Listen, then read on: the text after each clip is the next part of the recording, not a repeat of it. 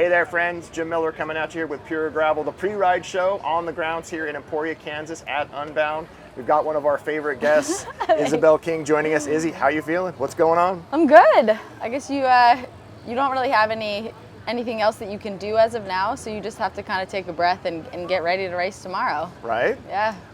Let's check in first. I know you took a spill at Belgian Waffle Ride a couple months ago. Big cut on the elbow. Yeah. How's it doing? How you I feeling? don't know. Should we show off the scar? I don't know if you can zoom. Oh, yeah, but, look at that. That is pro. Looks pretty good. Did we get all the sticky parts out of there? We I know got there all was the some, staples out. Okay, good, we had good. a rogue staple that stayed in longer than it was supposed to, and actually my body was like healing over it, and I was like, that's metal under there, so I had to go back to urgent care. So it stayed in an extra like 3 days, but total it was like 10 days of staples, which staples are, I mean, it was pretty wild. Once they numbed my elbow after I finished, they like cleaned it all out, and then they were like, we need the industrial size stapler, and I was like, industrial size? It was just like the one that, you know, I grew up with my dad in the staple gun. It was like boom, boom, boom, and they were like, okay, 10, great. And at the time, like, it was numbed, it was awesome, and then as the numbing wears off the next day, I was like, man, staples are really pokey. So it was like pretty frustrating when you can't bend, you can't do anything, you can't like do your hair, you can't do anything. So any residual problem though, or is it more? Was it just a really deep cut? Okay. It was like it's a little here. I still have the KT tape on because there was some tendon stuff. But if it taught me anything, it's really hard to make me give up. So well, I noticed that because that occurred before the halfway point. Yes, it did. And you finished. Like, I did. I saw you come ripping through the aid station, and we're looking for some supplies to try and clean you up a little bit. And this thing was just this massive open wound. And we're like, no, man, she's going. I'm not. There's no worry in my mind that she's going to pull out here. Yeah, I believe the quote was just put duct tape on it, which I'm glad in the moment that the aid does station fix a guy lot of things. was I don't think it fixes like, that. we're not doing that. We're going to put gauze on it. I was like, great. Were you able to maintain fitness and training as a result of that? Did you have to take a lot of time off the bike? So it was funny. Garmin actually sent me one of their really fancy trainers, and I was like, I really appreciate this, but I live in Los Angeles. I can ride outside 99% of the days. That's kind of my thing. Like, I've never really used Zwift before, and I don't know if it was just like the world's coming together, but that trainer came in perfect time, and I got to use it. So I was on the trainer for 2 weeks.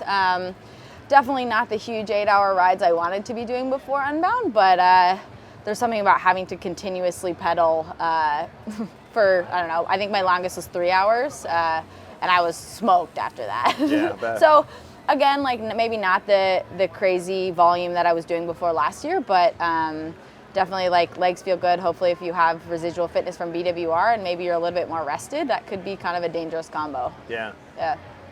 This race last year was one of your first big exposures into this world. Yeah. What stood out as the most memorable piece of it from last year?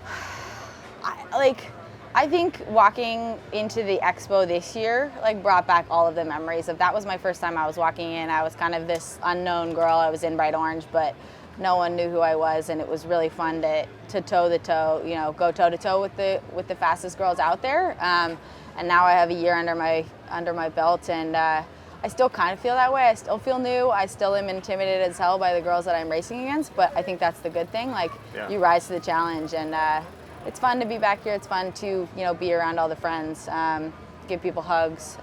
Definitely thankful to be here. Well, now you got a full years of experience racing different types of courses, different terrains. I imagine the bike skills have sharpened significantly. No, I'm just saying, like, all these things come with that experience, right? Getting used to racing in close quarters, which you'd really never done before. Yeah, the beginning of Unbound last year, I was like, people are crashing. It was like kind of like a dirt crit. I was like, oh no! Wait, how many miles is this? And then of course, like the last 4 hours, I was alone. You're like, bring back the crit. Right? Yeah. Well, where is everybody? What have you done in terms of recon on the course? It's a totally different course than last year. We're going in a different direction. What do you like about it? I was prepared for heat and dry like last year. I was sitting in a sauna. I was doing I was ready. And now we get rain. So rain and mud is less what I do.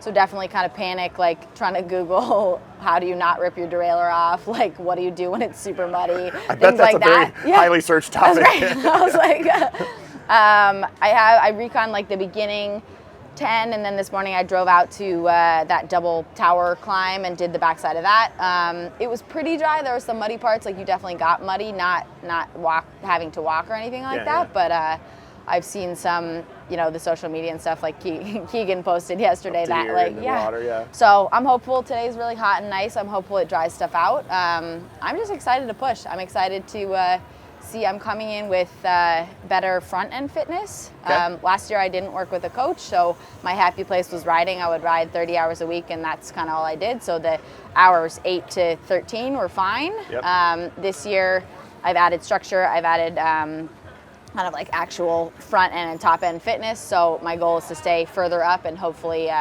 not end up alone as early. Okay. No gas stations out here to fuel those mid-ride snacks. Yeah. What's your nutrition, hydration plan? Like, what are your favorites? What's your go-to? Hilariously, pretty similar to what you would get at a gas station. Okay. I mean, we're like the pro athlete, and then I love eating like Pop-Tarts and gummy bears and all the things. Throw gas on the fire. Yeah, just big all the bombs. things that I wasn't allowed to eat as a child. Right. Just remember to brush your teeth after the race, and then you'll be fine. No, yeah, it's definitely interesting.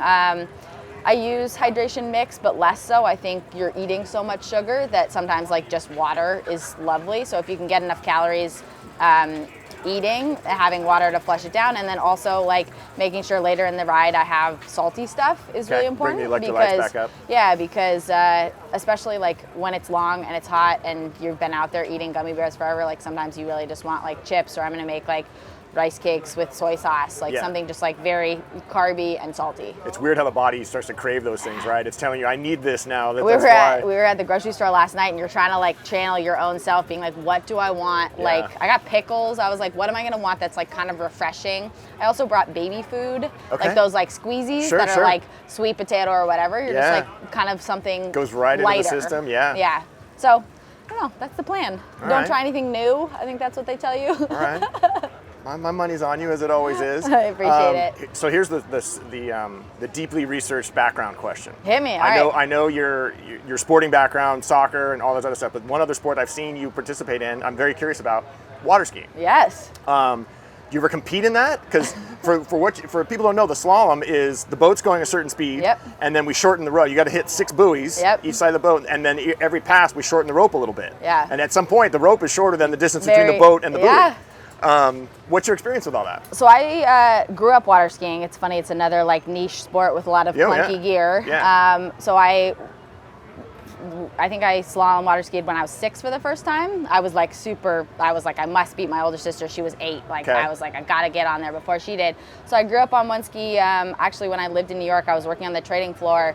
My mom and I went, my mom, also a good water skier, went to Greece to do like a training camp for a week, and we were there, we were doing the slalom, and there was coaches there, and they were helping me, and I got it in my head that I was maybe gonna do this. Like, they were like, you're really, really good at this, and I never had really thought about doing it like professionally. Okay.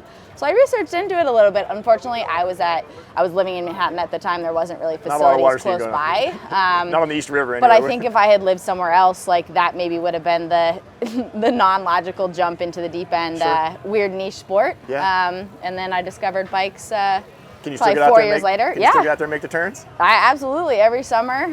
It's pretty fun. I drag all my friends up there and make them try, and it's of course if you watch on Instagram, their trying is always way more entertaining. Yep. Yeah, it's fun. I love it. Any opportunity I get, definitely have to make sure that's never ruled out of any contract negotiations. You're like, you must let me still ski. But other things like skydiving that can be that, whatever. Motorcycle, that's fine. Good deal.